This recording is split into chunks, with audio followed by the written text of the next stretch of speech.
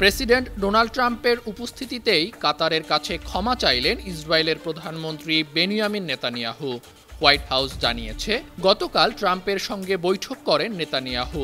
বৈঠকের মাঝে Trump phone করেন কাতারের প্রধানমন্ত্রী মোহাম্মদ বিন আব্দুল রহমান আল থানির কাছে।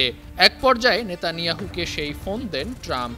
তখন নেতানিয়াহু বলেন, কাতারে হামলা চালানো হয়েছিল হামাস নেতাদের লক্ষ্য করে। ওই বিমান হামলায় ভুলবশত কাতারের একজন নিরাপত্তারক্ষী নিহত হয়েছেন।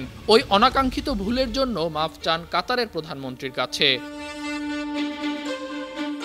শুধু মাফি চাননি নেতানিয়াহু, গভীর অনুতাপও জানিয়ে শোক প্রকাশ করে প্রতিশ্রুতি দিয়েছেন ভবিষ্যতে কাতারে আর কোনো হামলা চালানো হবে না। এছাড়া নিহত কাতারের নাগরিকের জন্য জরিমানা হিসেবে ক্ষতিপূরণ পরিশোধ করবেন। নেতানিয়াহুর এই অনুতাপকে স্বাগত জানিয়েছেন কাতারের প্রধানমন্ত্রী। কাতারের পররাষ্ট্র মন্ত্রণালয়ও এই ফোনালাপের বিষয়টি নিশ্চিত করেছে।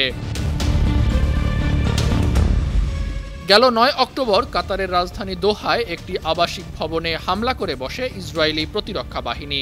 ওই ভবনে তখন হামাসের শীর্ষ নেতা খলিল আল হায়া এবং আরও কয়েকজন গাজা যুদ্ধবিরতি নিয়ে ট্রাম্পের খসড়া প্রস্তাব নিয়ে আলোচনা করছিলেন। ইসরায়েলের হামলার উদ্দেশ্য ছিল খলিল আল হায়াকে হত্যা করা, কিন্তু ইসরায়েলের পরিকল্পনা ব্যর্থ হয়। হামাসের কোনো শীর্ষ নেতা নিহত হননি, তবে মারা যান ৫ জন হামাস সদস্য এবং একজন কাতারি নিরাপত্তারক্ষী। আন্তর্জাতিক ডেস্ক, ৫২ টিভি।